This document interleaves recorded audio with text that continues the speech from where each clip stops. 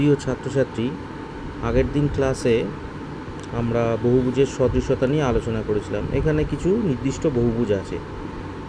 দেখো, আমরা বলেছিলাম যে সব সামান্তরিক কিন্তু সদৃশ নয়। আগের দিন অনেকে জিজ্ঞাসা করছিল, এই দেখো এটা একটা সামান্তরিক। আবার এই যে বর্গক্ষেত্রটা, এটাও একটা সামান্তরিক, দুটোই সামান্তরিক। কিন্তু বর্গক্ষেত্র মানেই সামান্তরিক, কিন্তু সামান্তরিক মানেই বর্গক্ষেত্র না। কারণ যে সামান্তরিকের চারটে বাহুর দৈর্ঘ্য সমান এবং প্রত্যেকটা কোণ 90 ডিগ্রি, সেটা হচ্ছে বর্গক্ষেত্র।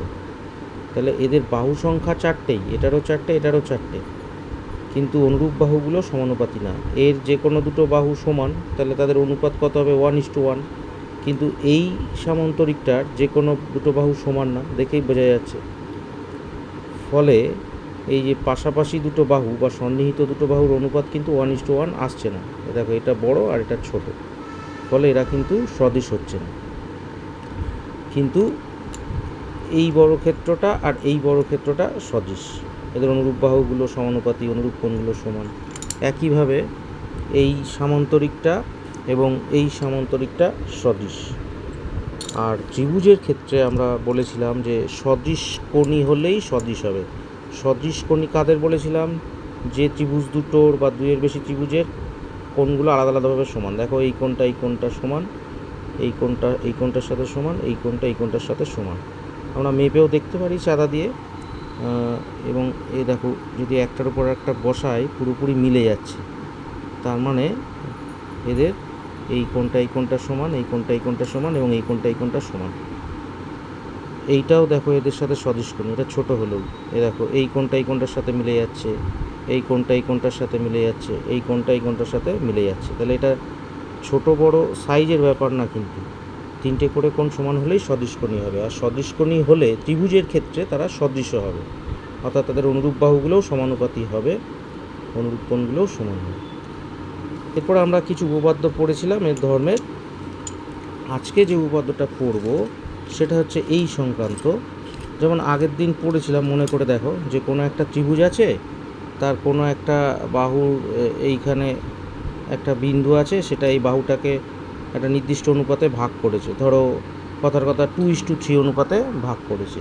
তাহলে ওই বিন্দু থেকে দ্বিতীয় বাহুর সমান্তরাল, ধরো এই পেনটা সমান্তরাল সরলরেখা, এইটার সমান্তরাল টানলে এইখানে যে অনুপাতে বিভক্ত করবে, এইখানেও সেই অনুপাতে বিভক্ত করবে। এইটা আমরা পড়েছিলাম।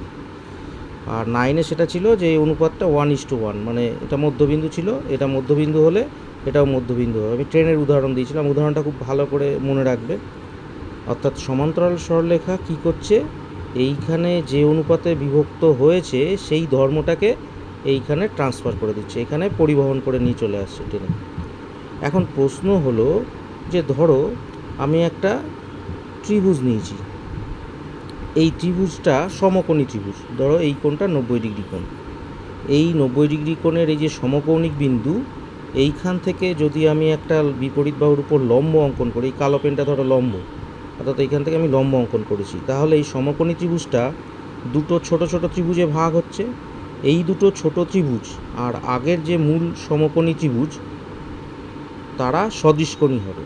এই ধর্মটা আমরা যাচাই করে দেখব এবং তার প্রমাণটাও পড়ব। অ্যানালিটিক্যাল প্রুফ বা বিশ্লেষণাত্মক যে প্রমাণটা, মডেলের সাহায্যে আমরা যাচাই করি বা ডেমনস্ট্রেশন দিই, দেখিয়ে দেখায়। আর প্রমাণটা মূলত সিলেবাসে যেটা আছে সেটা হচ্ছে বিশ্লেষণাত্মক প্রমাণ, জ্যামিতি এবং বীজগণিতের সাহায্যে। ভালো করে দেখো, এই যে লম্ব আঁকা হলে এই লম্ব আঁকলে কি, এই কোণটাও 90 ডিগ্রি, এই ছোটো ত্রিভুজটাও সমকোণী ত্রিভুজ, যেখানে 90 ডিগ্রি। আবার এই ছোটো ত্রিভুজটাও সমকোণী ত্রিভুজ, এটা 90 ডিগ্রি।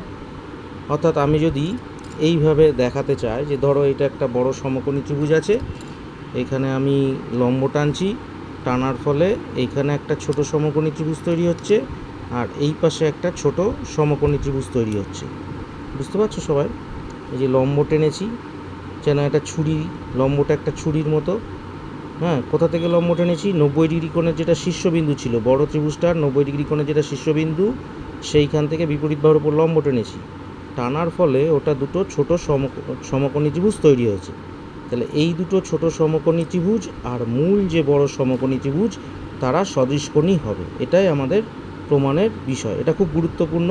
এইটা ভালো করে না বুঝলে তোমরা পিথাগোরাস উপপাদ্য বুঝতে পারবে না। এবং পিথাগোরাসের উপপাদ্য শুধু গণিত নয়, পৃথিবীতে যত বিষয় আছে সেখানেই কাজে লাগে এবং একটা খুব সুন্দর জিনিস এটা।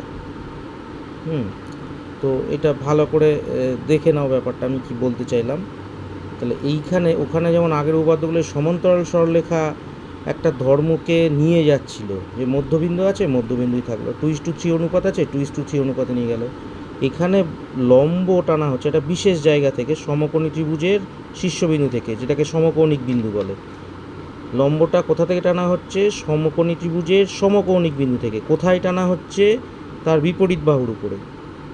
তাহলে যে দুটো ছোট ত্রিভুজ তৈরি হচ্ছে তারাও সমকোণী ত্রিভুজ এবং তারা আগের সমকোণী ত্রিভুজটার সাথে সদৃশকোণী হচ্ছে, যেন এটা বাবা বা মা আর এটা হচ্ছে তাদের সন্তান। অর্থাৎ বাবা মার যা ধর্ম ছিল সন্তানেরও তাই ধর্ম আসছে। কোন দিক থেকে? সদৃশকোণিতার দিক থেকে। সেটারই প্রমাণ আমরা করব। বিষয়টা আমরা হাতে নাতে দেখলাম, যেটা হচ্ছে হাতে নাতে দেখলাম যে যদি আমি এখান বরাবর কাটি, আমরা কাগজ দিয়ে কোনো বছর আমি ক্লাস 10 এটা ইন্টারনাল ফর্মেটিভ যে অ্যাসেসমেন্ট সেখানে করিয়েছি, ছাত্রছাত্রীরা খুব ভালো করে। থার্মোকল বা কাগজ কেটে করা যায়। এই মডেলটার সাহায্যেও দেখা যায় যে এখানে আমি যে এই বরাবর লম্ব টেনে দুটো ভাগে ভাগ করলে যে দুটো ছোট ত্রিভুজ হচ্ছে, তারা মূল ত্রিভুজটাতে যে 3টে কোণ আছে, এই ছোট ছোট ত্রিভুজগুলোতেও যে 3টে করে কোণ আছে, আলাদা আলাদাভাবে অনুরূপ কোণগুলো সমান হচ্ছে, অর্থাৎ 3টে ত্রিভুজই সদৃশকোণী হচ্ছে। ভালো করে এটা বারবার দেখবে। এইবার এটার আমরা বিশ্লেষণাত্মক প্রমাণে আসছি। এটা সরকারি বইতেও আছে, তবু আমি একবার বুঝিয়ে দিচ্ছি। দেখো বিবৃতিটা কী আছে, সাধারণ বিবৃতিটা। এটা উপপাদ্য 48 আছে তোমাদের সরকারি বই অনুযায়ী। খেয়াল রাখবে এই নাম্বারগুলো কিন্তু সরকারি বইয়ে যেমন আছে, মূল যে ইউক্লিডের দ্য এলিমেন্টস বই তাতে যে এই নাম্বারই থাকবে তার কোনো মানে নেই, তবু বইতে আছে। এইভাবে আপাতত নম্বরগুলো মনে রাখবে। তাহলে সাধারণ বিবৃতিতে কী পাচ্ছি? যে কোনো সমকোণী ত্রিভুজের সমকৌণিক বিন্দু থেকে, সমকৌণিক বিন্দু মানে সমকোণী ত্রিভুজের যেটা শীর্ষবিন্দু, এই যে যেমন এইখানে আমরা ABC একটা সমকোণী ত্রিভুজ ধরেছি, এই যে কোণটা সমকোণ ধরেছি, তাহলে এই বিন্দুটা হচ্ছে সমকৌণিক বিন্দু। সেখান থেকে AD লম্ব টানা হয়েছে বিপরীত বাহুর উপর। সমকোণের বিপরীত বাহুকে অতিভুজ বলে। তাহলে ADটা সমকৌণিক বিন্দু থেকে অতিভুজের উপর লম্ব টানা হয়েছে। টানার ফলে ABD একটা ছোট সমকোণী ত্রিভুজ তৈরি হচ্ছে, আর ACD আর একটা সমকোণী ত্রিভুজ তৈরি হচ্ছে, কারণ ADটা D বিন্দুতে লম্ব।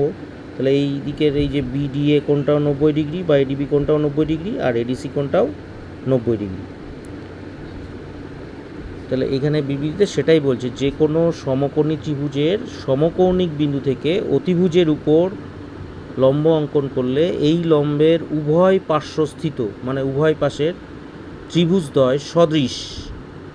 সদৃশ মানেই ত্রিভুজ, সদৃশ মানেই ত্রিভুজের অনুরূপ কোণগুলো সমান, অনুরূপ বাহুগুলো সমানুপাতি, অর্থাৎ সদৃশ কোণ।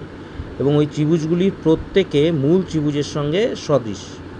অর্থাৎ ত্রিভুজ ABC হচ্ছে মূল ত্রিভুজ বা বড় ত্রিভুজটা এইখানকার ছবি অনুযায়ী, এবং ত্রিভুজ ABD আর ACD যেন ওদের সন্তান তুল্য, বড় ত্রিভুজটা থেকে কেটে তৈরি হচ্ছে একটা নির্দিষ্ট নিয়মে। ওর সমকৌণিক বিন্দু থেকে AD লম্ব টানার ফলে তারাও মূল ত্রিভুজের সাথে সদৃশকোণী হচ্ছে। তাহলে দেওয়া আছে ত্রিভুজ ABC সমকোণী, যার কোণ BAC সমান 90 ডিগ্রি এবং সমকৌণিক বিন্দু A থেকে অতিভুজ BCর উপর এটি লম্ব। প্রমাণ করতে হবে ত্রিভুজ DBA এবং ত্রিভুজ ABC পরস্পর সদৃশ, অর্থাৎ ত্রিভুজ DBA এই সদৃশ চিহ্ন ত্রিভুজ ABC, এটা সদৃশ চিহ্ন, এটা নাম টিল্ডে, এই যে বাঁকানো দাগের মতো একটা, এটা সদৃশতা বোঝানোর জন্য ব্যবহার হয়। এবং 2 নম্বর হচ্ছে ত্রিভুজ DAC সদৃশ ত্রিভুজ ABC, এবং 3 নম্বর হচ্ছে ত্রিভুজ DBA সদৃশ ত্রিভুজ DAC। প্রমাণ করার জন্য ত্রিভুজ DBA ও ত্রিভুজ ABC এর মধ্যে আমরা দেখতে পাচ্ছি দুটো কোণ BDA এবং BAC সমান, কারণ এরা উভয়েই 90 ডিগ্রি। এই যে BDA কোণটাও অঙ্কন অনুসারে 90 ডিগ্রি, আর BAC কোণটা আগেই ধরে নিয়েছি আমরা একটা সমকোণী ত্রিভুজ শর্তানুসারে 90 ডিগ্রি। তাহলে দুটো কোণ ত্রিভুজের এই দুটো কোণ সমান হয়ে গেল। এবং কোণ ABD সমান কোণ CBA। কোণ ABDটা ডিতে এসে থেমে যাচ্ছে, এটা যদি আরও বাড়িয়ে দিই তাহলে এই কোণ ABC হয়ে যাচ্ছে। তার মানে কোণ ABD আর কোণ ABC একই কোণ। কোণ ABDটা হচ্ছে ছোট সমকোণী ত্রিভুজের একটা কোণ, আর কোণ ABC হচ্ছে বড় ত্রিভুজ ABC এর একটা কোণ।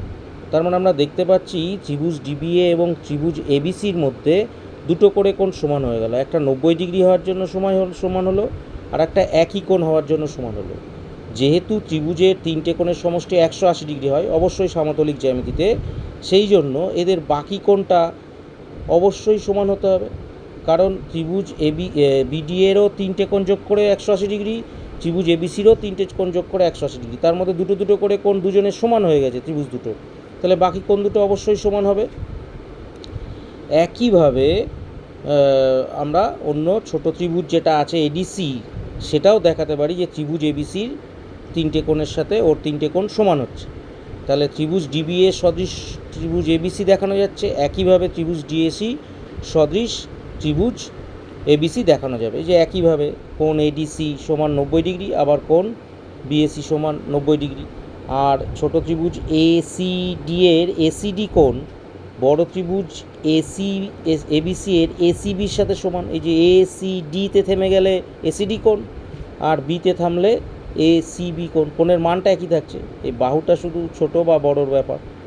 তাহলে দেখতে পাচ্ছি বাঁদিকের যে ছোট সমকোণী ত্রিভুজ সেটাও মূল যে বড় সমকোণী ত্রিভুজ এবিসির সাথে সদৃশ তথা সদৃশকোণী। একইভাবে ডান দিকের যে ছোট সমকোণী ত্রিভুজ এসিডি বা এডিসি সেটাও বড় সমকোণী ত্রিভুজ এবিসির সাথে সদৃশ অর্থাৎ সদৃশকোণী। তাহলে দুজন আলাদা আলাদাভাবে বড় ত্রিভুজের সাথে সদৃশকোণী, তাহলে তারা দুজন নিজেদের মধ্যেও সদৃশকোণী হবে, অর্থাৎ তিনটে ত্রিভুজই নিজেদের সাথে সদৃশকোণী। এটাই আমাদের প্রমাণের বিষয় ছিল। এটা আমরা এমনিতে দেখিয়েছিলাম মডেল দিয়ে, আবারও একবার দেখিয়ে দিচ্ছি যে এইটা একটা ধরো সমকোণী ত্রিভুজ। এই যে এইখানে সমকৌণিক বিন্দু, এই বরাবর যদি আমি একটা ছুরি দিয়ে লম্বালম্বিভাবে কেটে দিই একদম অতিভুজ পর্যন্ত, ধরো এটা একটা ছুরি, এই কালো পেনটা এই বরাবর যদি কেটে দিই, তাহলে বাঁদিকে একটা ছোট সমকোণী ত্রিভুজ, ডান দিকে একটা ছোট সমকোণী ত্রিভুজ হবে। অবশ্যই এটা লম্ব হতে হবে, কোথা থেকে কোথায়? সমকৌণিক বিন্দু থেকে বিপরীত বাহুর উপর। ফলে দেখা যাবে যে এরকম দুটো ছোট ছোট সমকোণী ত্রিভুজ তৈরি হবে বড় সমকোণী ত্রিভুজটা ভেঙে। তাহলে বড় সমকোণী ত্রিভুজটা যদি এবিসি হয়, এডি লম্ব টানার ফলে একটা এডিসি সমকোণী ত্রিভুজ তৈরি হচ্ছে, আর একটা এবিডি বা ডিবিএ সমকোণী ত্রিভুজ তৈরি হচ্ছে। এই তিনটে সমকোণী ত্রিভুজের তিনটে করে কোণ আলাদা আলাদাভাবে সদৃশকোণী। এই যে আমরা দেখিয়েছিলাম আগেও, আবার দেখালাম, এই দেখো এই কোণটা মিলে যাচ্ছে, দুটোই 90 ডিগ্রি কোণ। আবার এই কোণটা মিলে যাচ্ছে, আবার এই কোণটা মিলে যাচ্ছে। একইভাবে এই ছোট সমকোণী ত্রিভুজটাও এই বড় সমকোণী ত্রিভুজের এই যে দুটো কোণ 90 ডিগ্রি মিলে যাচ্ছে, এই কোণটা মিলে যাচ্ছে, এই কোণটা মিলে যাচ্ছে। তাহলে বাঁদিকের ছোট সমকোণী ত্রিভুজও বড় ত্রিভুজের সাথে সদৃশ, ডান দিকের ছোট সমকোণী ত্রিভুজও মূল যে বড় সমকোণী ত্রিভুজ তার সাথে সদৃশ হচ্ছে। তাহলে তারা নিজেদের মধ্যেও সদৃশকোণী হবে। দেখতেই পাচ্ছ যে 90 ডিগ্রি কোণগুলো মিলে যাচ্ছে, এই কোণটা মিলে যাচ্ছে, এবং এই কোণটা মিলে যাচ্ছে। এটা যেটা দেখালাম এটাকে বলা হয় ডেমনস্ট্রেশন বা হাতে নাতে দেখানো, যাচাই করে। আর বিশ্লেষণাত্মক প্রমাণটা হচ্ছে খাতায় যেভাবে আমি লিখেছি বা তোমরা সরকারি বইতে যেভাবে পাবে, যেটা করলাম। পরীক্ষাতে প্রমাণ আসলে এটাই তোমাকে করতে হবে। বোঝানোর জন্য আমরা কাগজ কেটে অনেক সময় মডেল করায় বহুবার ক্লাস 10-এ বা 10ম শ্রেণীতে আমি কাগজ কেটে কাগজের সাহায্যে এইটা করিয়েছি, এবং ইন্টারনাল ফর্মেটিভ অ্যাসেসমেন্টে এটা করানো হয়েছে। তোমরাও বাড়িতে কাগজ কেটে নিজেরা পরীক্ষা করে দেখতে পারো। যে যেমন সমান্তরাল সরলরেখা আগের উপপাদ্যগুলোতে একটা ট্রেনের মতো কাজ করছিল, একটা ধর্মকে এক জায়গা থেকে আর এক জায়গায় পরিবহন করে নিয়ে যাচ্ছিল, টেনে নিয়ে যাচ্ছিল, সেরকম এখানে এই বিশেষভাবে লম্ব আঁকাটা, এই লম্ব ব্যাপারটা এই কোণের যে ধর্ম সেইটাকে পরিবহন করছে, সদৃশ রেখে দিচ্ছে, একই রকম রেখে দিচ্ছে।